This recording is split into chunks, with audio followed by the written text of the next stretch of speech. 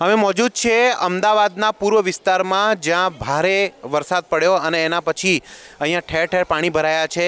આ વિસ્તાર જે છે એ વોરાના રોજા અને એને સાથે રાજેન્દ્ર પાર્ક, બાપુનગર, એને સાથે જો સરસપુરની વાત કરીએ, બધી જ જગ્યા ઉપર પાણી ભરાયા છે। તમે જોઈ શકો છો રિક્ષા, આ ટ્રેક્ટર, કારો, બધી રીતે અહીંયા પાણી ભરાઈ ગયું છે। આ તમે વૃક્ષ જોઈ શકો છો, ઘૂંટણ સુધી જે છે એ પાણી ભરાઈ ગયું છે અને આજુબાજુના જેટલા નીચલ વિસ્તાર છે ત્યાં બધી જ જગ્યા ઉપર ઘરોમાં પણ પાણી ભરાઈ ગયું છે। આ એ જ જગ્યા છે, આ પૂર્વ વિસ્તાર, જ્યાં વારંવાર વરસાદ પડે અને પાણી ભરાઈ જાય છે। ભલે તંત્ર એવા દાવા કરતું હોય કે અહીંયા બધી વ્યવસ્થા કરી છે, પણ અત્યારે આ તમે જોઈ શકો છો કે સવારની થોડાક વરસાદના કારણે આ બધી જ જગ્યાએ તળાવ જેવી પરિસ્થિતિ અત્યારે તમે જોઈ શકો છો। ચારે બાજુ આ એ જ રોડ છે જે બાપુનગર, રાજેન્દ્ર પાર્ક જવાનો રસ્તો છે। આ પૂરો રસ્તો જામ થઈ ગયો છે, અહીંયા કોઈ ગાડી નહીં જઈ શકે, ઘણા બધા લોકોની ગાડીઓ પણ બગડી ગઈ છે।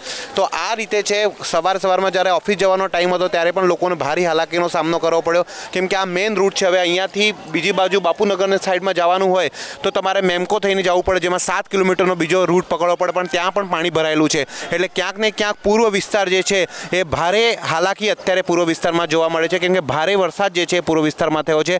અને સાથે જ જો આપણે વાત કરીએ મણિનગરની વાત કરીએ, ત્યાં પણ આ જ હાલત છે। અને બીજી બાજુ જો આપણે આ વખત જે છે એ પૂર્વ વિસ્તારની સાથે સાથે પશ્ચિમ વિસ્તારમાં પણ આપણે જોયું કે જ્યાં ગ્રાઉન્ડ ઝીરો આપણે બતાવ્યું કે કેવી રીતે પાણી ભરાયા છે। એટલે થોડોક વરસાદ પડે અને પાણી ભરાઈ જાય છે। આ સ્પષ્ટ છે કે અહીંયા જે નિકાસીના જે દ્વાર છે, એ નિકાસીના દ્વાર બધા પૂરાઈ ગયા છે, એના કારણે જે છે એ નિકાસી નથી થઈ શકી રહી। ને આ જ કારણ છે કે સાફ સફાઈ ના થવાના કારણે, ભારે પ્લાસ્ટિકનો ઉપયોગ કરવાના કારણે બધા જ દ્વાર જે છે એ પૂરાઈ ગયા છે, અને જેના કારણે અહીંયા પાણી જે છે એ લગાતાર વધતું જઈ રહ્યું છે। અત્યારે વરસાદ નથી આવી રહ્યો, પણ ફરી જે આગાહી છે કે હજુ વધારે વરસાદ પડવાની આગાહી છે, ત્યારે આ વિસ્તારનો કેવો હાલ હશે એ આપણે વિચારી શકીએ છીએ।